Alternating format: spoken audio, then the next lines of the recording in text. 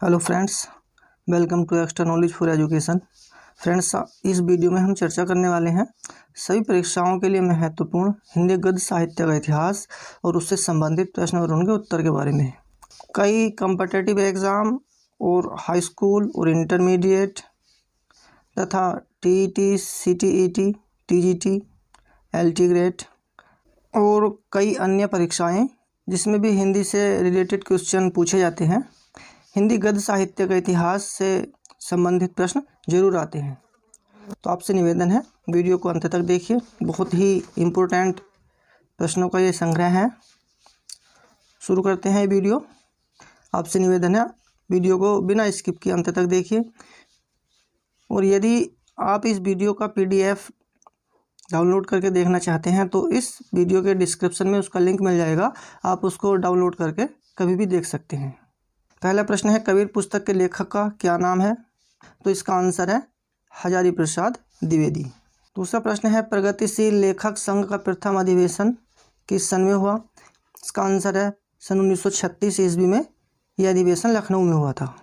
तीसरा प्रश्न है, परीक्षा गुरु, तितली, गबन किस विधा की रचनाएं हैं? इसका उत्तर है ये सभी उपन्यास विधा की रचनाएं हैं। अगला प्रश्न है, महादेवी वर्मा, जयशंकर प्रसाद, सुमित्रा नंदन पंत, सूर्यकांत त्रिपाठी निराला किस युग के कवि हैं? तो इसका आंसर है छायावादी युग।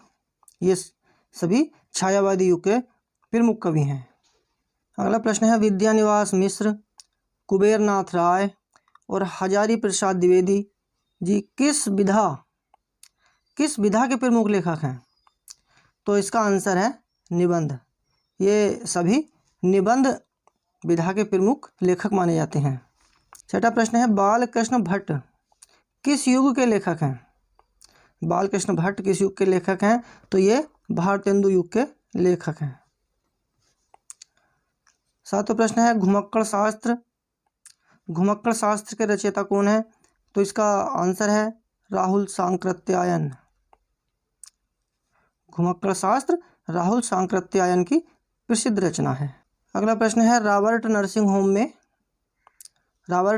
होम में जो रचना है इसकी विधा का नाम आपको बताना है। तो ये रिपोर्टाज विधा की रचना है। अगला प्रश्न है, गोदान के रचनाकार कौन है?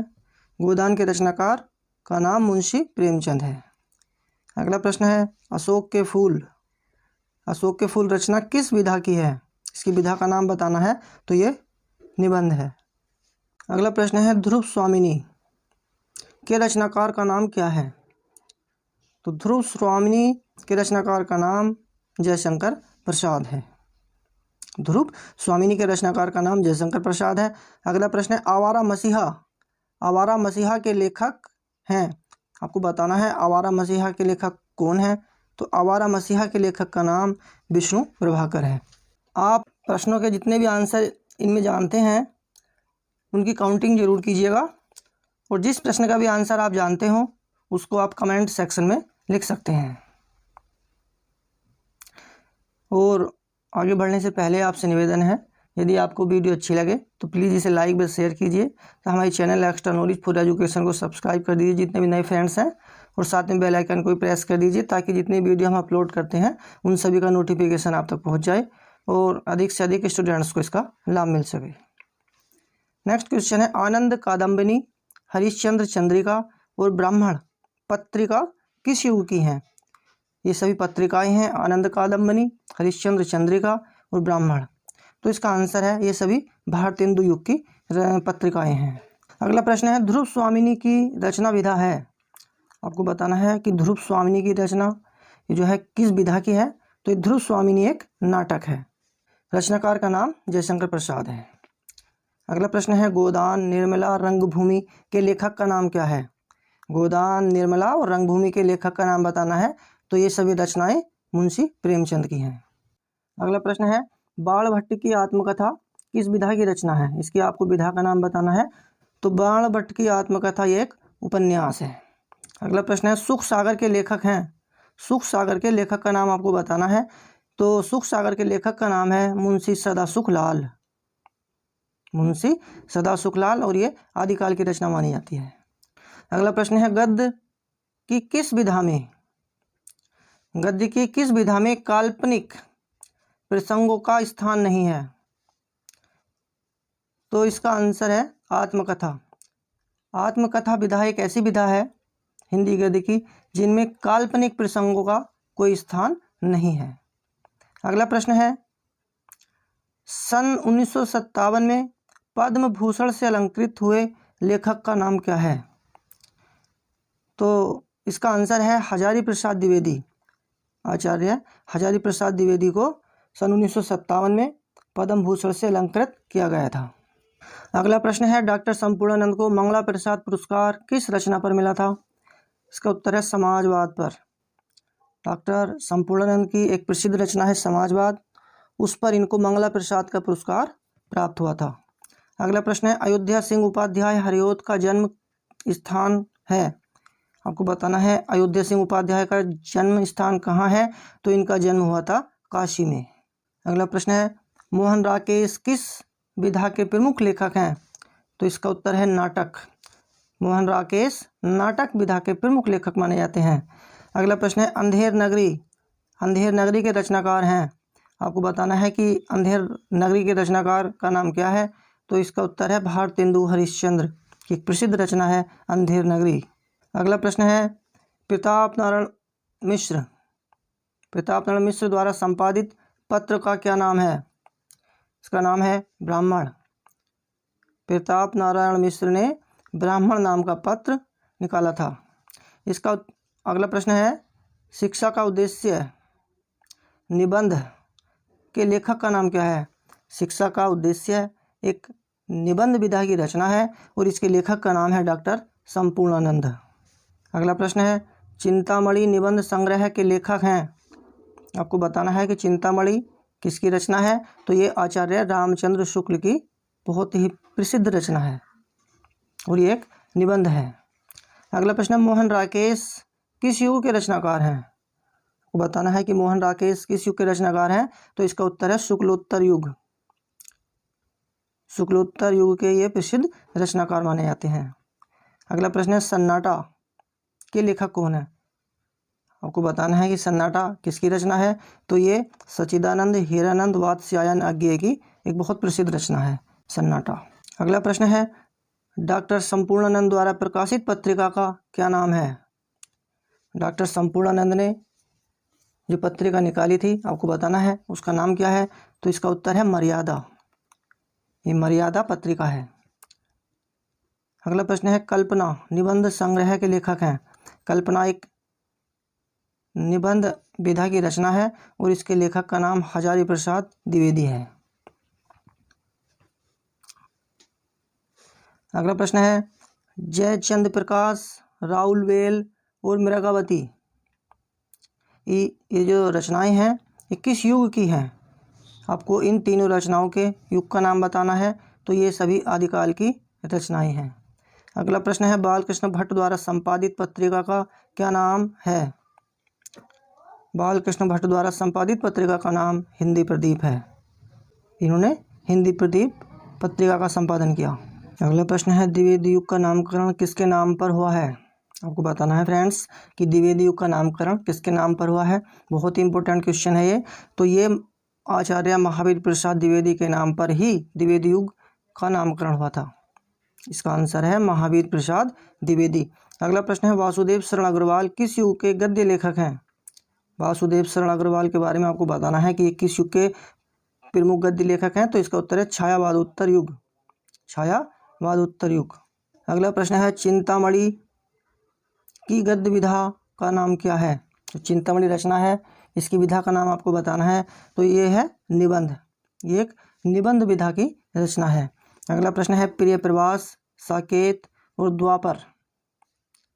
प्रिय प्रवास, साकेत और द्वापर किस युग की महाकाव्य हैं? ये तीनों ही महाकाव्य हैं। आपको बताना है किस युग के हैं। तो ये द्विवेदी युग के बहुत ही प्रसिद्ध महाकाव्य हैं तीनों, प्रिय प्रवास, साकेत और द्वापर। अगला प्रश्न है चंद्रधर शर्मा गुलेरी किस युग के निबंधकार हैं? आपको इनके बारे में बताना है कि ये किस युग से संबंधित हैं। तो ये द्विवेदी युग के निबंधकार हैं। अगला प्रश्न है निंदा रस निबंध के लेखक का नाम आपको बताना है। तो निंदा रस जो है हरिशंकर परसाई का एक प्रसिद्ध निबंध है। अगला प्रश्न है निबंध विधा का सर्वाधिक विकास किस युग में हुआ? आपको बताना है फ्रेंड्स, निबंध विधा का सर्वाधिक विकास किस युग में हुआ? द्विवेदी युग में। निबंध का सबसे अधिक विकास द्विवेदी युग में हुआ। अगला प्रश्न है मधुआ किस विधा की रचना है? इसके आपको विधा का नाम बताना है। तो मधुआ एक कहानी विधा की रचना है। अगला प्रश्न है परीक्षा गुरु किस विधा की रचना है? तो इसका उत्तर है उपन्यास। परीक्षा गुरु एक प्रसिद्ध उपन्यास है। अगला प्रश्न है नीड़ का निर्माण फिर किस विधा की रचना है? तो ये एक आत्मकथा है। अगला प्रश्न है हिंदी का प्रथम नाटक कौन सा है? तो नहुष। फ्रेंड्स, नहुष को हिंदी का प्रथम नाटक माना जाता है। अगला प्रश्न है कन्यादान निबंध के लेखक कौन है? इसका उत्तर है सरदार पूर्ण सिंह। अगला प्रश्न है आचार्य महावीर प्रसाद द्विवेदी का जन्म स्थान कहाँ पर है? आपको आचार्य महावीर प्रसाद द्विवेदी का जन्म स्थान बताना है। तो इनका जन्म स्थान ग्राम दौलतपुर, जिला रायबरेली, उत्तर प्रदेश में हुआ था।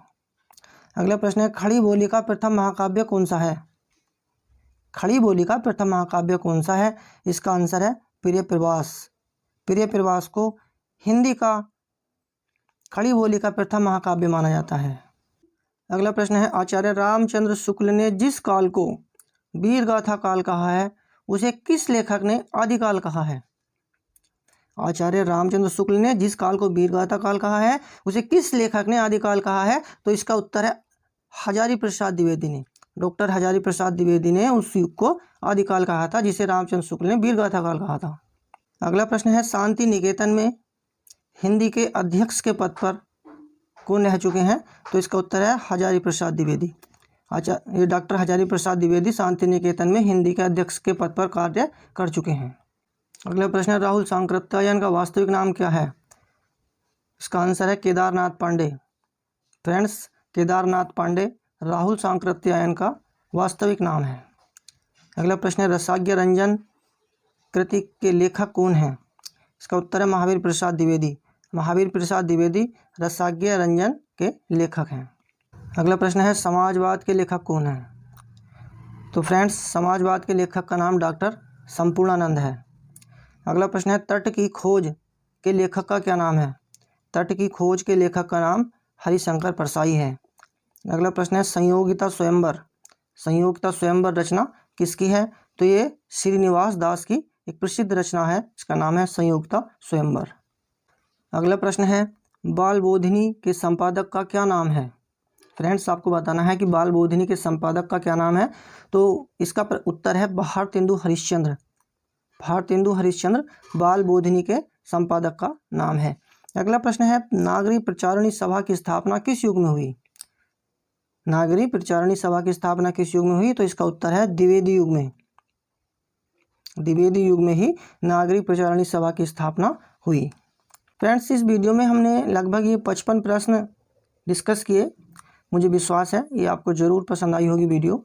और यदि ये वीडियो आपको अच्छी लगी हो तो प्लीज़ इसे लाइक व शेयर कीजिए अपने दोस्तों के साथ, तथा जो फ्रेंड्स चैनल पर पहली बार आए हैं हमारे channel extra knowledge for education को सब्सक्राइब कर लें और साथ में बेल आइकन को भी प्रेस कर दें ताकि जितनी वीडियो हम अपलोड करते हैं उन सभी का नोटिफिकेशन आप तक सबसे पहले पहुँच जाए और अधिक से अधिक स्टूडेंट्स को इसका लाभ हो सके।